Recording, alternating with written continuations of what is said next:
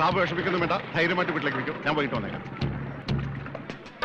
നോക്കി നിൽക്കാതെ ഇറക്കണ ഭണ്ഡാരം ചീഞ്ഞു ദേ, ദേ, ദേ, ദേ, ദേ, ദേ, ആരും എന്റെ ബോട്ടിൽ കയറി പോരുത്. പിന്നെ ലേലം വിളിക്കാൻ വന്നവർ റെഡി കാശിലേക്ക് വിളിക്കാൻ നിൽക്കണ്ട.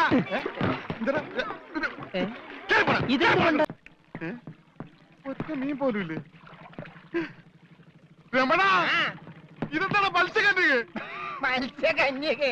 മത്സ്യകന്യകൻ രമണ, നീ എന്തായി പറയുന്നത്? ഇത് ഡെഡ് ബോഡി അല്ലേ? ഡെഡ് ബോഡിയാ? ഇതാ ആര് പറഞ്ഞ ഡെഡ് ബോഡിയാണെന്ന്? ആ ചെകളെ വിളിച്ചൊന്ന് നോക്കിയേ, ജീവനുണ്ട്. ഞാനിപ്പോ പഞ്ചാബിനോട് എന്ത് പറയും? ഇതിനെന്തിനാ പഞ്ചാബിനോട് പറയണത്? ഇതിനെ ആശുപത്രി കൊണ്ടാ മുതലാളി പോരെ? ചതിച്ചല്ലോടാ നീ. ആദ്യത്തെ വലയടിച്ചതില് വീണത് ഇവനാ. ജീവൻ ഉണ്ടായിരുന്നത് കൊണ്ട് മീൻ പിടിക്കാതെ ഞാൻ ഇങ്ങോട്ട് പോകും. നന്നായി.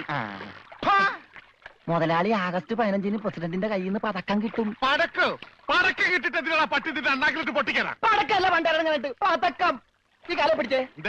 എന്തേ ഈ ഡെഡ് ബോഡി ആശുപത്രി കൊണ്ടുപോകണ മുമ്പ് ഇവിടെ മരിച്ചാലുണ്ടല്ല മുതലാളി എന്നെ സമാധാനം പറയേണ്ടി വരും. എന്നാ പിന്നെ പണ്ടാ